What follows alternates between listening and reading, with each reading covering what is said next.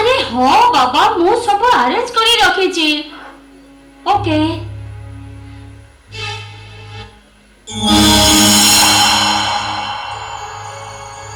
निज भूल को सुधारिबा पाई पदे मिछ कथा कहि देथिले बोली सेति पाई आज मते गोटे एत बड़ प्रॉब्लम को फेस करबा को पड़ुछि ना आउ पछ को फेरिबार माने ही किछि नहीं मो स्वामी को एक चाकर चाकरानी को प्रति जो भरोसा जो विश्वास मते लगुछि सेटा मो पई दिने काळ हेछबो ना मो स्वामी को हाथ करी जेमिति हे तांको भावना को मो प्रति बढ़ाइबा को पड़े विश्वास ब्राह्मण जोगाड़ कल्याणी हां से ब्राह्मण को साथे नै आसीबे हे भगवान ए मस्त बड़ चिंता कला बोमा बोमा विश्वास केते बड़ा से केते बड़ा नै ए आसी गलेनी मौसा ए आसी गलेनी एमिति जने महापुरुष को धरि आसी जे तमे समस्त देखिले खुशी रे पागल होई जीवो अरे किए से महापुरुष दयानिधि पंडा जे मते किडनी दे जीवन दे बंचै थिले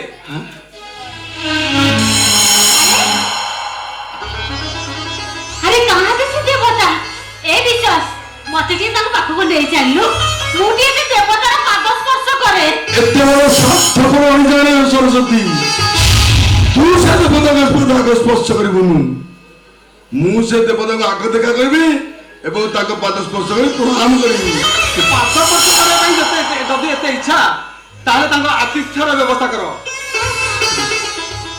बोमा तमे आगो चलो ठीक अछि मैं संग संग नै आसुछि ए आ तमे आ के आइछि अरे देवता आसी जति हम करबू मो विश्वास को नुआ जीवन देथिबा देवता तमे आइलो पानी घरानी ताको गोड़ धोइबा व्यवस्था करिबा आसो हां हां मौसा मौसी ठीक कहूची जा पानी ढालर व्यवस्था करो हां ठीक है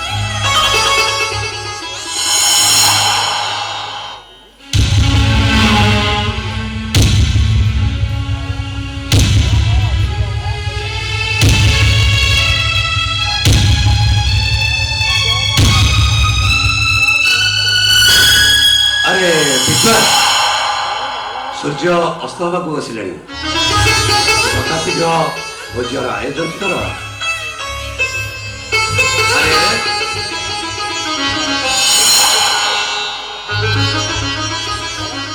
तमें कहीं मत प्रणाम करुच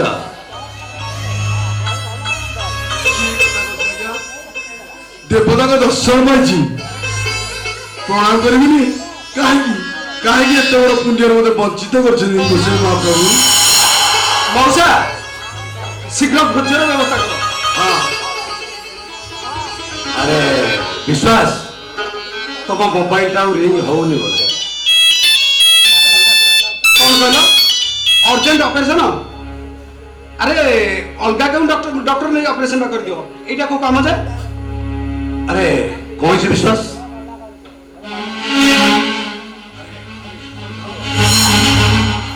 ऑपरेशन टा आगो बड़ मो आतिथ्य ऑपरेशन कर से लोकटा को बंचई देले बड़ मु बहुत खुशी है हां मु आपन कथा रक्षा करी जीवी हेले मोर गोटे रिक्वेस्ट मु घर को न आसला पर्यंत आपन भी केबे भी जीवेनी सांग ही आसिले खाइबा केबे भी जीवेनी अरे वो छेबी विश्वास अरे जाओ तमे प्रथमे ताको ऑपरेशन करी से रोगी को बंचई दिया बोमा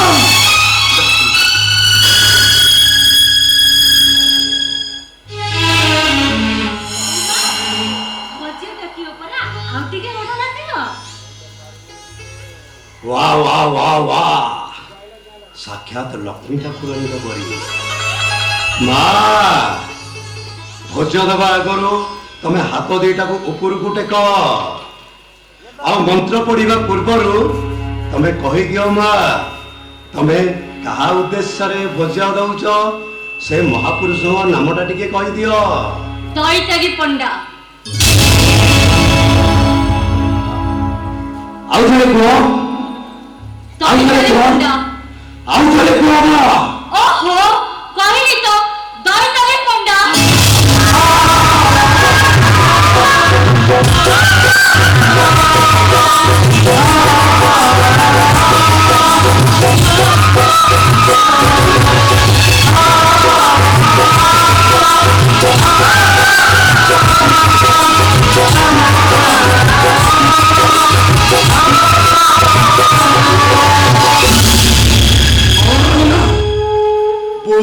ତମେ ଏମିତି ଚମିକି ପଡିଲା କାହିଁକି?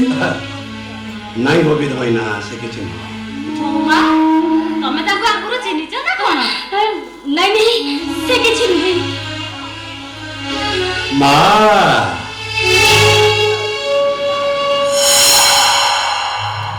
ତମକୁ ପାଣି ପୋଷି ବଡ କରିଥିବା ସେ ଦୈତାରୀ ପଣ୍ଡାଟା କେବେଠୁ ମରିଗଲାଣି, ଅଥଚ ମୁଁ ଜାଣିନି।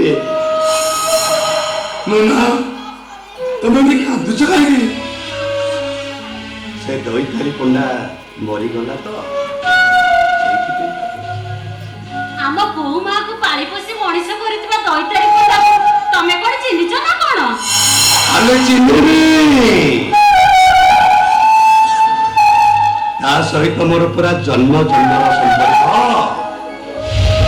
ଗୋଟିଏ ମା ପେଟରୁ ପରା ଆମେ 2 ଜଣ ଜନ୍ମ ହେଇଛୁ। ଦୈତାରୀ ପଣ୍ଡା ଦେଖିବାକୁ ବାବୁ ଆପଣଙ୍କ ପରି, ସାକ୍ଷାତ ଆପଣଙ୍କ ପରି। ମଉସା ମାଉସୀ ଆପଣ ଆଉ କାହିଁ ଠିଆ ହେଲେ? ଯାଆନ୍ତୁ ନନାଙ୍କର ଖାଇବା ପିଇବାକୁ କିଛି ବ୍ୟବସ୍ଥା କରନ୍ତୁ।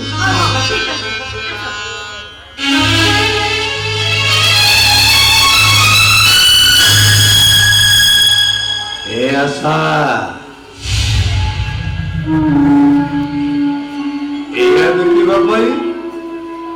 ଏଇଆ ଦେଖିବା ପାଇଁ ମୁଣ୍ଡ ଜଳ ତୁଣ୍ଡରେ ମାରି ମୁଁ ତତେ ମଣିଷ ଜାଣିଥିଲି। ରେ ଆଶା,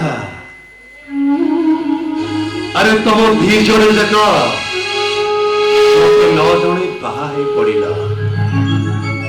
ଠିକ ଅଛି। ଆରେ କି ଅପରାଧ ମୁଁ କରିଥିଲି ଯେ ତମ 2 ଜଣ ଯାକ ମୁଁ ବଞ୍ଚି ଥାଉ ଥାଉ ମତେ ମାରିଦେଲ।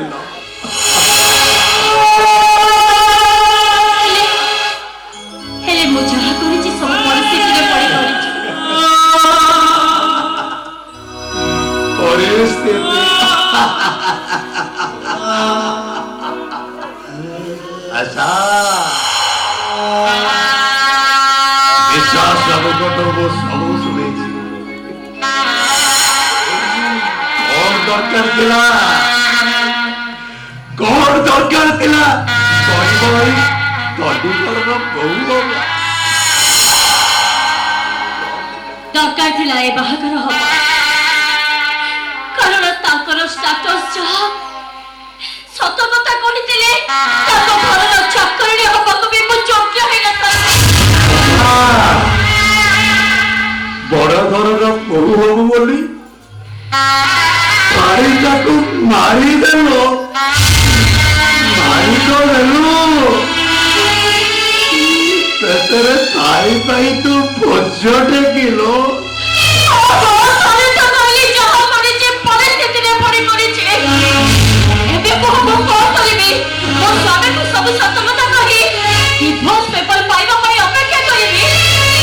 ଆଶା,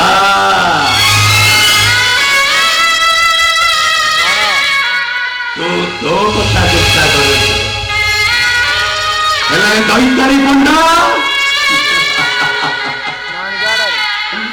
ତା ଭାଇର ଭବିଷ୍ୟତ, ତା ଭଉଣୀର ଭାଗ୍ୟ ସହିତ ଭାଇ ସଂସାର କରିଛି ଯେତେବେଳେ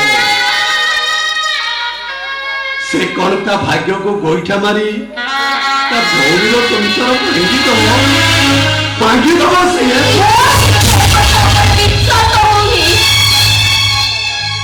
କହ, କଣ କଲେ ତୁ ବିଶ୍ୱାସ କରିବୁ?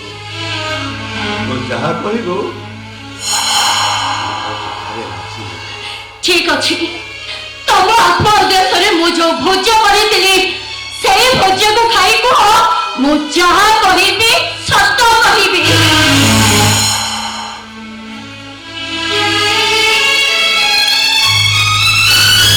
ଆଶା, ତୁ ବଢିଥିବା ଭୋଜକୁ ଖାଇ ମୁଁ ସଂକଳ୍ପ କରି କହିବି, ଏ କଥା ମୋ ଛଡା ଆଉ କେହି ବି ଜାଣିବେନି। ମୋ ପାଖରେ ବି ମୋର ଗୋଟାଏ ସର୍ତ୍ତ ଅଛି ଆଶା। ସତ? ହଁ, ସତ? ଯୋଉ ଭୋଜ୍ୟ ମୁଁ ଖାଇବି ସେଇ ଭୋଜ୍ୟକୁ ତୁ ମତେ ଖାଇବାକୁ ଦବୁ ଭାଇ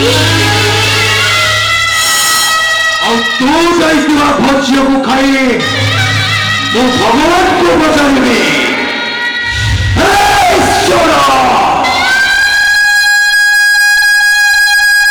ଏବେ ଭାଇର ଭବିଷ୍ୟତ ଆଉ ମୋ ଭଉଣୀର ଭାଗ୍ୟ ସହିତ ଭାଇ ଠିକ କରିଛି ନା ଭୁଲ କରିଛି ଭାଇ ଆଉ ଯଦି ଭୁଲ ନ କରିଛି ତାହେଲେ କରିଦିଅ ଭଗବାନ ଏ ଭାଇ ଭଉଣୀଙ୍କ ଠାରୁ ପ୍ରତାରଣାର ଗୋଇଠା ପାର ଖାଇ ଖାଇ ଖାଇ ଖାଇ ଏ ଚୈତାରୀ ପଣ୍ଡାଟା ପ୍ରତି ମୁହୂର୍ତ୍ତରେ ପ୍ରତି ସଂସାର କରୁଛି ଭାଇ